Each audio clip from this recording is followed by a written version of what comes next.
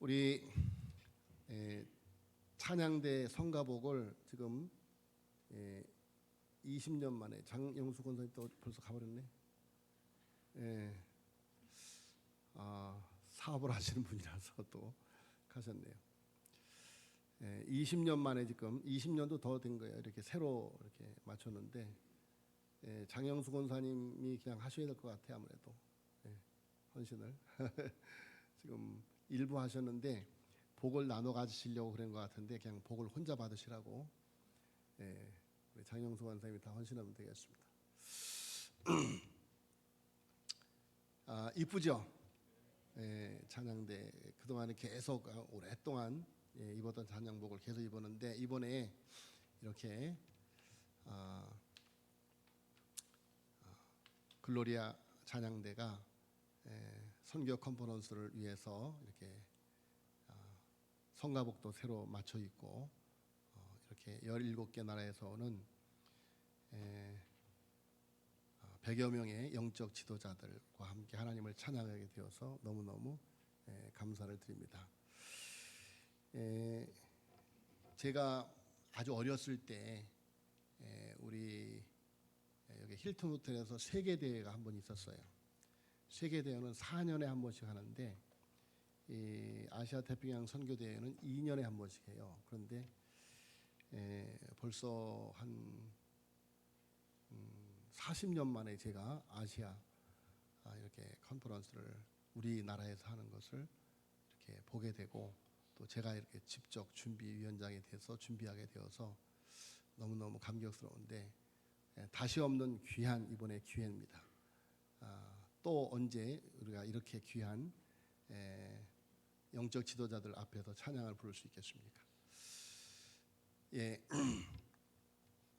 오늘은 이렇게 많은 지금 17개 나라에서 110명이 등록 신청을 했는데 안타깝게도 이 요새 각 나라의 또 여러 가지 코로나 사정 이런 것들로 해서 비자가 많이들 못 나왔어요. 그래서 지금 현재 한 60명 이제 비자가 완전히 나와서 이제 오게 되었는데 한 70명 정도 이렇게 최종적으로 오게 될 것 같습니다. 그리고 우리나라의 지도자들 한 150명 이렇게 참석을 해서 이렇게 귀한 컨퍼런스를 가지게 되었습니다. 그래서 오늘 사도행전 1장 1절로 11절 말씀을 가지고 초대교회 사명 선언문이라는 말씀을 통해서 다시 한번 하나님께서 우리에게 주신 선교적 비전을 생각하는 시간을 갖기를 원합니다. 자, 미국의 평신도 선교사 사우어가 1921년 9월 1일에 부인과 함께 한국에 들어와서 평안북도 영변 숭덕학교의 교장으로 부임하면서 평신도 선교 사역을 시작했습니다. 창고나 다름이 없는 학교를 새로 건축하기 위해서 미국에서 건축 모금을 해서 당시 일본 돈으로 3만 엔이 모아졌습니다.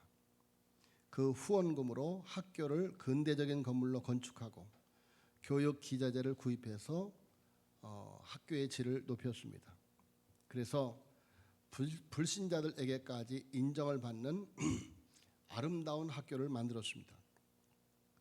이후 사우어 선교사는 목사 안수를 받고 학교 사역뿐만이 아니라 지역 복음화와 농촌 계몽 운동과 농촌 소득 향상을 위해서 젖소 키우기 등 선구적인 농촌 사역을 펼쳤습니다.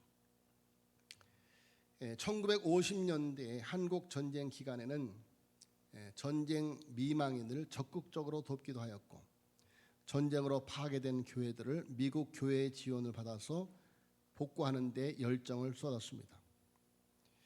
평생을 한국에서 선교사로 헌신하다가 1962년 4월 16일 별세했습니다. 그런데 그의 아들 로버트 사우어도 아버지의 뒤를 이어서 한국의 선교사로 평생을 섬겼습니다. 한국 사람들을 위해 사랑해서 2대에 걸쳐 그들의 생애를 한국에 바친 것이죠. 조선을 사랑해서 생명 바친 417명의 선교사들이 바로 요 근처 마포구 합정동 양화진에 묻혀 있습니다.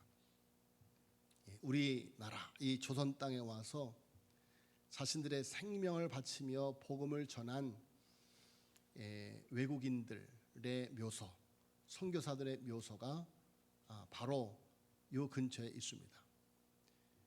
못 가 보신 분들은 꼭 가셔서 기도하는 마음으로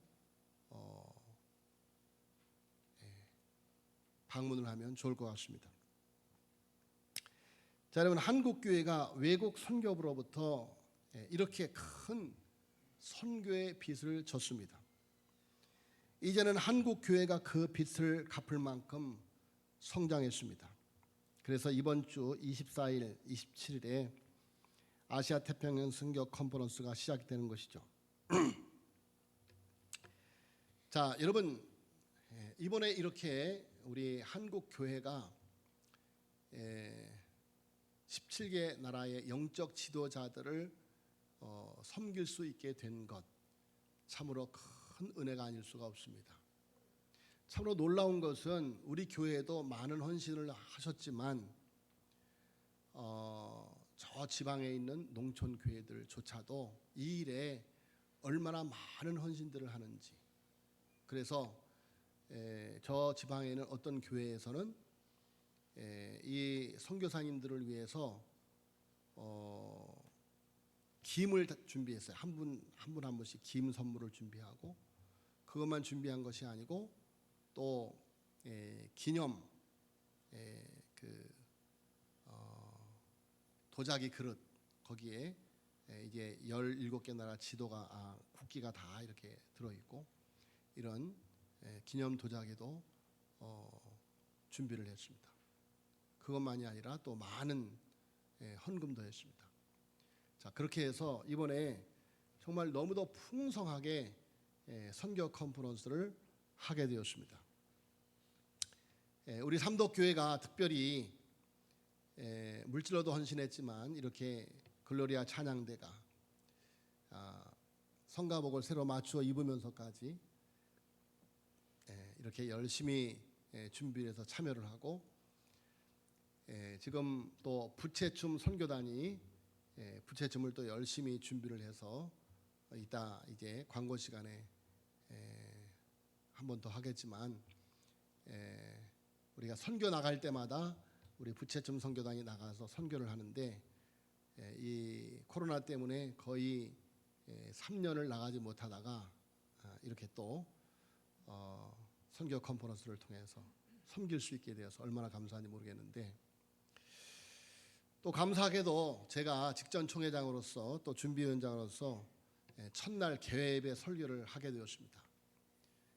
그래서 우리 삼덕교회가 이번 선교 컨퍼런스를 잘 이렇게 섬기게 되어서 얼마나 감사한지 알 수가 없습니다.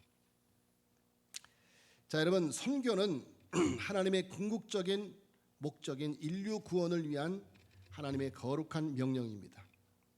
예수님께서 명령하신 지상 최대 명령, 교회의 시작인 사도행전의 초대교회가 가장 먼저 행한 것이 선교입니다. 사도행전 1장 8절에 오직 성령이 너희에게 임하시면 너희가 권능을 받고 예루살렘과 온 유대와 사마리아와 땅끝까지 이르러 내 증인이 되리라 라는 말씀은 주님이 초대교회 주신 주님의 몸된 교회의 사명 선언문입니다.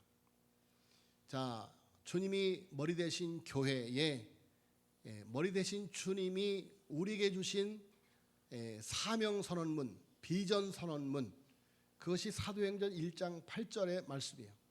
오직 성령이, 우리 같이 한번 외워보겠습니다. 시작. 오직 성령이 너에게 임하시면 너희가 권능을 받고 예루살렘과 온 유대와 사마리아와 땅끝까지 이르러 내 증인이 되리라.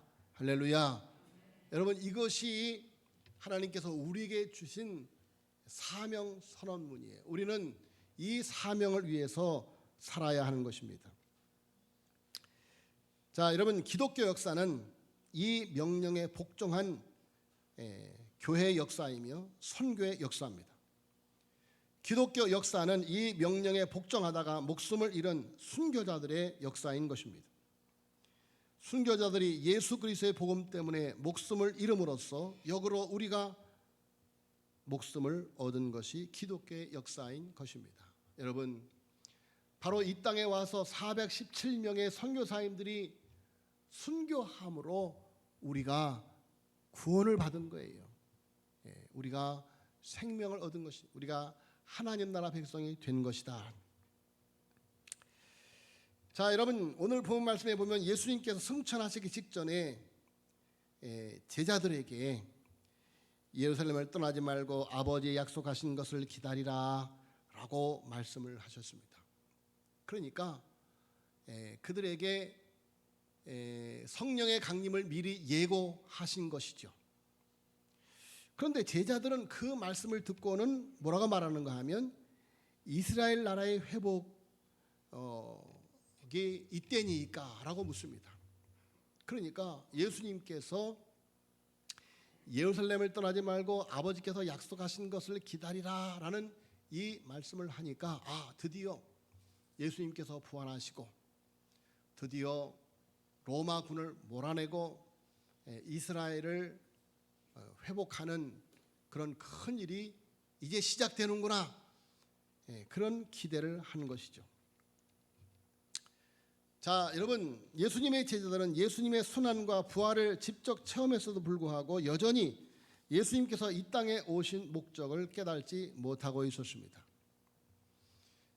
자, 여러분, 예수님의 제자들은 여전히 메시아 그리스도의 사역을 이해하지 못하고 있었죠. 왜 그랬을까요?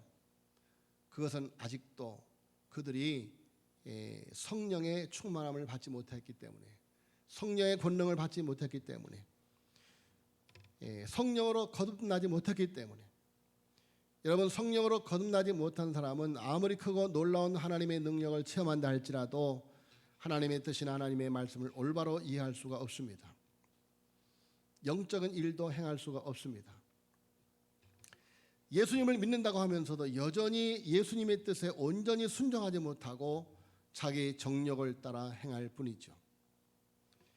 자, 예수님의 제자들이 예수님께 이스라엘 나라를 회복하심이 이때니까라는, 이때니까라고 하는 묻는 예수님의 제자들의 질문 속에는 아직도 여전히 예수님을 이용해 출세하고자 하는 그들의 기회주의적인 모습을 볼 수가 있습니다.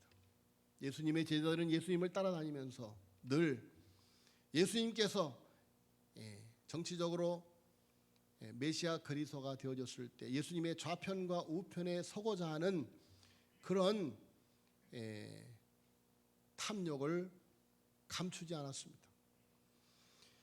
자, 여러분, 오늘날 성령으로 거듭나지 못한 많은 사람들이 교인 행세를 하고 예수님의 구원의 의미를 이해하지 못한 채 오직 자신들의 정욕과 이익을 채우려고 하는 기복적인 신앙을 가지고 신앙생활하는 사람들이 너무도 많습니다. 자, 우리는 이런 사람들의 정욕에 물들지 않도록 경계하면서 거듭난 성도들은 자신의 정욕과 이기심을 믿음으로 이겨내고 말씀과 성령을 따라 행하는 생활에 힘써야 할 것입니다. 자, 여러분, 믿는 사람들의 변화는 세상 그 무엇으로 변화되어 줄 수가 없습니다. 여러분, 신앙생활을 오래 하고 또 오래 해도 여전히 변화가 없이 옛사람 그대로 살아가는 이유가 무엇인가? 그것은 우리 안에 성령의 체험이 없기 때문입니다. 여러분, 오늘 예수님께서 오직 성령이 너에게 임하시면 너희가 권능을 받고 예루살렘과 온 유대와 사마리아와 땅끝까지라 내 증인이 되리라 말씀하셨습니다. 오직 다른 그 무엇이 아니라 오직 성령이 너에게 임하시면 너희가 권능을 받고 예루살렘과 온 유다와 사마리아 땅끝까지 내 증인이 되리라. 할렐루야.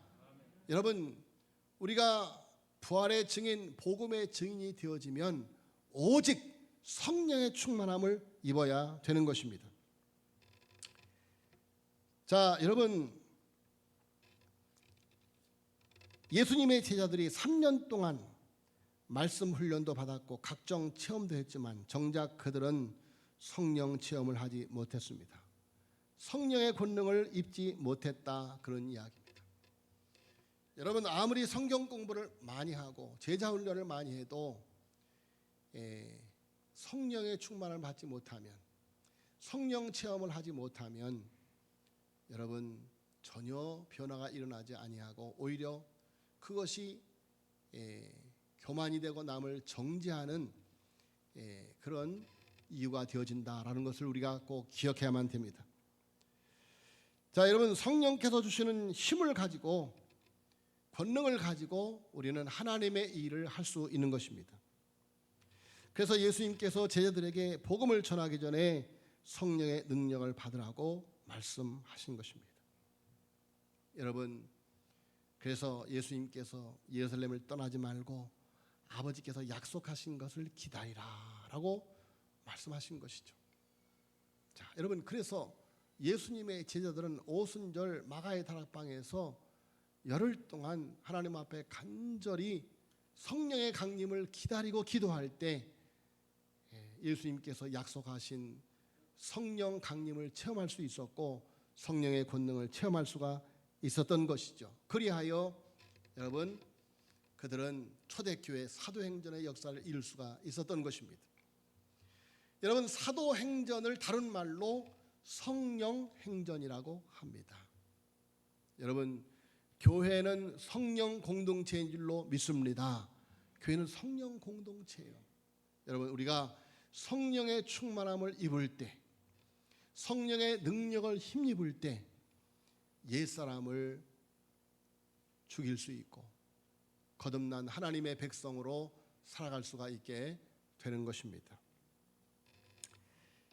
자, 여러분, 그래서 오직 성령이 너에게 임하시면 너희가 권능을 받고 예루살렘과 온 유다 사마리아 땅끝까지 이르러 내 증인이 되리라 라는 이 말씀은 바로 여러분 위대한 지상 대명령이며 초대교회에 주신, 바로 교회에 지체된 우리에게 주신, 우리가 살아야 할 사명 선언문이고 비전 선언문이다, 그런 말씀입니다. 자, 여러분, 그런데 오늘 말씀에 우리가 주목하여 보면 복음의 증인이 되어지기 위해서는 성령이 너에게 임하시면 이라고 하는 것이 전제되고 있는 것을 볼 수가 있습니다. 자, 여러분, 증인이 무엇입니까? 증인은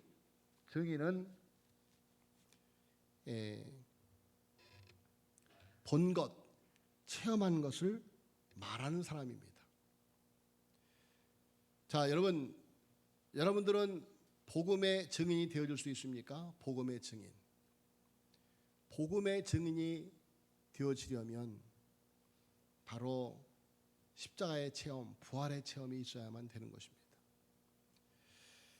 시간과 공간을 초월해서 골고다 언덕에 예수님의 그 십자가의 고난, 그 십자가의 대속의 죽음이 나의 죽음임이 믿어져야 된다, 그런 말씀이에요. 그것이 체험되어야 된다, 그런 말이에요. 여러분, 우리가 기억해야 될 것은 우리가 예수 그리스도의 골고다 언덕의 그 현장에 가보지 못하면 우리는 거듭난 하나님의 백성이라고 말할 수 없습니다. 우리가 부르는 찬송 가운데 아름다웠던 지난 추억들, 사랑했었던 많은 친구들, 멀고도 험한 고난의 길을 나 이제 말없이. 여러분, 지난 6월절 저녁 성찬 때 주님과 함께 마시던 핏잔, 새벽 다 울 때 난 두려웠어. 여러분, 정말 우리가 하나님의 말씀을 보면서 시간과 공간을 초월해서 오늘도 역사하시고 오늘도 우리를 제자 삼으시고 우리와 함께 하시는 그 놀라우신 성령의 역사로 볼지어다 세상 끝날까지 내가 너희와 항상 함께 있으리라 말씀하신 그 주님의 함께 하심으로 여러분, 우리는 2000년 전 바로 예수님의 제자들이 체험했던 그 체험을 시간과 공간을 초월해서 오늘도 그것을 체험하며 살아가게 되는 것입니다. 여러분, 저는 중학교 2학년 때 늘 제가 간증하는 것이지만 중학교 2학년 때 골고다 언덕 그 현장을 갔습니다. 하나님 앞에 밤을 새워 기도하는데 그 골고다 언덕이 마치 영상처럼 펼쳐집니다. 나를 위하여 고난당하시는 예수님의 그 고난의 현장이 보여집니다. 저는 그 패션 오브 크라이스트를 보면서 멜 깁슨 그도 그 현장을 보았구나, 그런 생각을 했습니다. 여러분, 우리 모든 그리스도인들은 바로 십자가의 증인들입니다. 예수 그리스도께서 골고다 언덕에서 나를 위하여 대속의 제물 되어주신 그 현장에 체험이 있는 사람들이고 예수 그리스도께서 나를 위하여 부활하신 그 부활의 현장에 있는 사람들이며 예수 그리스도께서 마가의 다락방에서 예수님의 제자들에게 베풀으신 그 성찬의 자리에 있었던 사람들이 바로 우리들입니다. 할렐루야. 여러분, 저는 성찬식을 할 때마다 목회자가 된 다음에는 그 감격을 온전히 누릴 수 없지만 평신도로 있었을 때에는 저렇게 우리 성가대원들 같이 성가대에 앉아서 성찬을 받을 때에는 온전히 바로 2000년 전 주님이 나에게 주시는 그 성찬의 은혜를 누렸어요. 강대상에서는 그것을 누리면 예배를 진행할 수가 없습니다. 여러분, 시간과 공간을 초월해서 성령께서 오늘도 우리에게 그 십자가의 은혜, 그 부활의 은혜, 그 성찬의 은혜를 주시는 줄로 믿습니다. 여러분, 이렇게 증인된 사람들은 체험한 것, 본 것을 전하는 것이죠. 자, 여러분, 그런데 이 증인이라고 하는 말의 뜻에는 순교자라고 하는 의미도 포함되어 있습니다. 여러분, 그 십자가의 체험이, 그 부활의 체험이 예수님이 십자가에 죽으신 것을 보고 예수님이 부활하신 것을 본 것만이 아니라 그 예수님의 죽음이 나의 죽음이며 그래서 내 옛사람이 죽고 그리고 내가 예수님의 사람으로 하나님의 자녀로 부활한 그 놀라우신 부활에 참여하는 체험이기 때문에 그래서 여러분, 우리는 예수님처럼 우리도 하나님의 미랄처럼 예수님처럼 하나님이 세상을 이처럼 사랑하사 독생자를 주신 그 사랑으로 우리들도 세상을 향하여 성찬을 떼는 삶을 살아갈 수가 있게 되는 것입니다. 여러분, 우리는 성찬을 떼는 사람들인 줄로 믿습니다. 성찬을 떼는 사람들이요, 나를 떼어주는 사람들이다, 그런 말씀입니다. 아까도 말씀드렸습니다만 마포구 양화진에 417명의 선교사님들, 그들은 그들의 나라의 상위 1%에 드는 엘리트들이었습니다. 그런데 그들은 그 모든 것을 내려놓고 이 미개한 땅, 조선 땅에 와서 대원군을 비롯해서 많은 핍박자들에게 순교를 당하는, 여러분, 저 한강이 피로 물드는 그런 순교를 한 그들의 순교, 여러분, 그들은 예수님처럼 자기를 떼어 우리를 구원하여 하나님의 백성 삼아주신 줄로 믿습니다. 여러분, 그들의 희생으로, 그들의 순교로 우리가 구원을 받고 하나님의 자녀가 된 것입니다.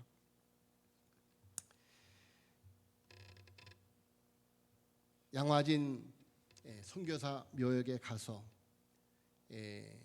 그 묘지 비석에 쓰여 있는 그들의 행적, 그들의 고백을 한번 읽어보면 여러분 우리가 내가 이들의 이 사랑, 이 헌신을 통해서 구원을 받았구나 하는 것을 알게 될 것입니다.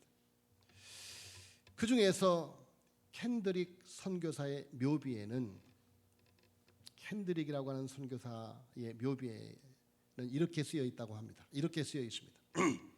나에게 천의 생명이 주어진다 해도 그 모두를 한국에 바치리라.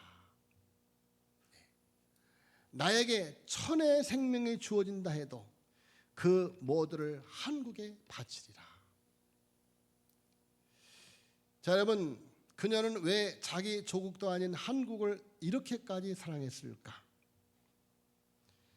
그녀가 순교하기 전에 부모님께 쓴 편지가 우리에게 큰 감동을 줍니다. 아버지, 어머니, 이곳 한국 땅은 참으로 아름다운 곳입니다. 모두들 하나님을 닮은 사람들 같습니다. 선한 마음과 복음에 대한 열정으로 보아 아마 몇십 년이 지나면 이곳은 예수님의 사랑이 넘치는 곳이 될 것 같습니다. 저는 복음을 듣기 위해 20km를 맨발로 걸어오는 어린 아이들을 보았을 때 그들 안에 있는 하나님의 사랑 때문에 오히려 위로를 받습니다. 그러나 한편에서는 탄압이 점점 심해지고 있습니다. 그저께는 예수님을 영접한 지 일주일도 안 된 서너 명이 끌려가 순교했고 토마스 선교사와 제임스 선교사도 순교했습니다. 선교 본부에서는 철수하라는 지시가 있었지만 대부분의 선교사들은 그들이 전도한 한국인들과 아직도 숨어서 예배를 드리고 있습니다. 그들은 모두가 순교를 할 작정인가 봅니다. 오늘 밤은 유난히도 고향으로 돌아가고 싶습니다. 이곳에 올 때 외국인을 죽이고 기독교를 증오한다는 소문 때문에 부두에서 끝까지 저를 말리셨던 어머니의 얼굴이 자꾸 제 눈앞에 아른거립니다. 아버지, 어머니, 어쩌면 이 편지가 마지막일 수도 있습니다. 제가 이곳에 오기 전 뒷뜰에 심었던 한 알의 씨앗이 이제 내년이면 온 동네가 꽃으로 가득하겠죠. 저도 이곳에서 작은 씨앗이 되기로 결심했습니다. 제가 씨앗이 되어 이 땅에 묻혔을 때 언젠가 하나님의 시간이 되면 조선 땅에는 많은 꽃들이 피어나고 그들도 또한 여러 나라의 씨앗이 될 것입니다. 저는 이 땅에 저의 심장을 묻겠습니다. 바로 이것은 제가 한국을 향해 가지는 열정이 아니라 하나님께서 한국을 향해 가지신 열정이라는 것을 알게 되었습니다. 자, 여러분, 켄드릭 선교사가 이와 같은 열정을 가질 수 있었던 이유는 자신이 하는 일이 하나님의 일임을 확신했기 때문입니다. 여러분, 한국교회가 이같이 놀라운 부흥을 이루는 것은 바로 그들의 열정 때문이었습니다. 그들의 열정, 그들의 뜨거움을 전달받은 많은 한국의 초대교회 성도들의 열정적인 선교가 오늘날 이 놀라운 한국교회 부흥을 불러온 것입니다. 여러분, 그러나 지금 현재 우리의 한국교회 모습은 어떻습니까? 여러분, 이번 코로나 사태로 한국교회 면면이 낱낱이 드러나게 되었습니다. 그 뜨거움이 식어져 버리고 말았습니다. 여러분, 저는 선교 현장에 가서, 여기도 선교 현장이에요. 그런데 중국이나 필리핀 그런 곳에 가서 말씀을 전하면 그 반응이 얼마나 뜨거운지 몰라요. 그 반응이 얼마나 뜨거운지 몰라요. 그런데 우리 한국 교회에서 설교를 하면 가슴이 터집니다. 가슴이 터져. 예? 은혜가 돼서 터지는 것이 아니라 복장이 터져서 터져요. 복장이 터져서 다 식어졌습니다. 여러분 생각해 보세요. 초대교회 성도들이 이 조선 땅을 구원하기 위해서 그들의 생명을 바쳐서 이 땅에 와서 그렇게 순교의 제물이 되어 주었는데, 여러분, 하나님께서 그 선교사들을 통해서 우리에게 이렇게 놀라운 자유로이 예배드릴 수 있는 그런 자유의 나라, 축복의 나라, 복음의 나라가 되어지게 하였는데 주일날 예배 나오기도 얼마나 힘든지. 여러분, 구원받았다고 할 수 있습니까? 여러분, 다시 한번 우리가 본질을 회복해야 돼요. 예배의 본질을 회복하고 우리 생명의 본질, 구원의 본질을 회복을 해야 돼요. 자, 여러분, 세계 선교 역사를 보면 서방의 많은 나라들은 하나님이 복을 주셔서 부유한 국가가 되었을 때 복음을 전하기 위해 땅끝까지 선교사를 보내었지만 그렇지 못한 나라도 있었습니다. 바로 러시아입니다. 러시아는 그렇게 하지 못하기 때문에 망했습니다. 하나님이 주신 복을 통해서 선교하지 않았기 때문에 러시아는 망하고 말았습니다. 러시아의 최후의 날에 대해서 톨스토이가 기록을 남겼는데 그 기록을 보면 당시 러시아가 얼마나 타락했는지 알 수가 있습니다. 당시 러시아의 황족과 귀족은 모두가 다 기독교인이었습니다. 기독교가 국교였기 때문에 국민 대다수가 기독교인이었습니다. 예수를 믿지 않으면 취직이 되지는 않았고 증명서도 발급되지 않았습니다. 마을 이름도 성경의 지명을 따라 지었고 가게의 간판도 성경에 나오는 이름을 지었고 음식 이름도 성경에 나오는 식물 이름을 붙여 팔았다고 합니다. 자, 하나님이 그것을 귀하게 보시고 복을 주셨는데 그야말로 기독교 황금시대가 열렸는데 그런데 그들은 그 주신 복을 전하지 않고 자기들만 누린 것입니다. 당시 교회는 지붕 위에 십자가를 금으로 만들고 예배당을 금으로 화려하게 장식하고 또 할 일이 없어서 성직자들이 회의한다고 모여서 싸움질을 하였습니다. 축도를 하는데 축도하는 손을 60도로 할 것인가 90도로 할 것인가. 성찬식을 하는데 떡을 자르는데 5cm로 자를 것이냐 6cm로 자를 것이냐. 포도주 양을 적게 줄 것이냐 많이 줄 것이냐. 자, 여러분, 하나님이 축복하시는 때는 선교할 때인데 성직자들이 교인들이 하나님께서 주신 복으로 밤낮 싸움이나 하고 온 국민들은 사치하고 방종하고 죄를 짓고 낭비하는 데 소모했습니다. 그래서 결국 러시아 혁명이 생겨나고 공산화가 되고 만 것입니다. 그래서 기독교는 철저히 핍박을 받고 돈을 싸들고 도망하던 황족들, 귀족들은 시베리아에서 다 얼어 죽고 말았습니다. 자, 여러분, 우리가 어떻게 구원을 받을 수 있습니까? 우리가 받은 그 구원, 그 복음을 전하는 삶을 살 때 여러분, 그것이 구원받은 증거이고 그리고 우리의 인생을 구원한 일인 줄로 믿으시기를 예수님으로 축원합니다. 자, 여러분, 우리나라가 얼마나 많은 복을 누리고 있습니까? 얼마나 많은 복을 누리고 있어요. 지금 뭐 경제가 어려우니 뭐 별 말들을 다 하지만 여러분, 지금 우리가 누리고 있는 복이 얼마나 크냐 그런 말씀이에요. 하나님께서 왜 이 나라에 왜 우리에게 복을 주셨는가? 사해 바다처럼 우리의 탐욕의 바다, 욕망의 바다, 사해 바다에 쌓아두라고 주신 복이 아니에요. 여러분, 갈릴리 바다처럼 흘려보내야 돼요. 흘려보내야 돼요. 여러분, 하나님의 나라를 위해서 열방 선교를 위해서 흘려보내야 돼요. 우리 삼도교회도 이렇게 흘려보내시는 분들이 많아요. 그런데 안타깝게도 우리 교회는 보니까 아니 우리 교회만이 아니라 다른 교회도 다 그래요. 가난한 분들이 없는 분들이 오히려 더 많이 흘려보내요. 여러분, 우리 교회 부한분들이 헌금하는 것을 보면 제가 참 하나님 앞에 부끄러워요. 부끄러워. 하나님이 복을 저렇게 많이 주셨는데 어떻게 저렇게 쌓아두기만 하시려는가. 참 답답할 때가 많습니다. 여러분, 주님 앞에 섰을 때 여러분 무슨 책망을 들으시려고?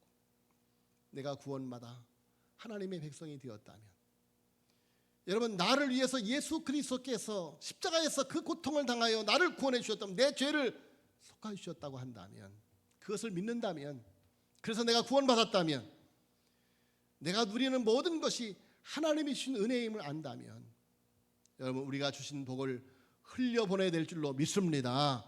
흘려보내야 돼요. 여러분 이 땅에 오는 17개 나라의 100여 명의 지도자들, 그들 나라에서 잘 사는 분들이 아니에요. 다 어렵게 사는 분들이에요. 최선을 다해서 이 나라에 와서 이 선교 컨퍼런스에 참석하기 위해서 헌신으로 오시는 분들이에요. 한국 교회가 그들을 위해서 이렇게 귀한 잔치를 배설하는 것, 참으로 우리 한국 교회 또 우리 삼도교회 이 일을 위해서 헌신한 모든 분들, 참 부지 중에 천사를 대접한 아브라함과 같이 여러분들의 자녀손들에게 하나님의 놀라운 은혜의 복이 임할 줄로 믿습니다. 오직 성령이 너에게 임하시면 너희가 권능을 받고 예루살렘과 온 유대와 사마리아와 땅끝까지 이르러 내 증인이 되리라. 여러분 우리에게 주신 이 비전 선언문, 사명 선언문, 이것이 우리가 살아갈 목적이고 이것이 우리의 삶인 줄로 알아서, 여러분 그렇게 삶으로 주시는 하나님의 놀라운 축복, 하늘과 땅의 모든 권세를 가지신 주님이 세상 끝날까지 함께하는 놀라운 복이 저와 여러분에게 있어지기를 예수 이름으로 축원합니다. 하나님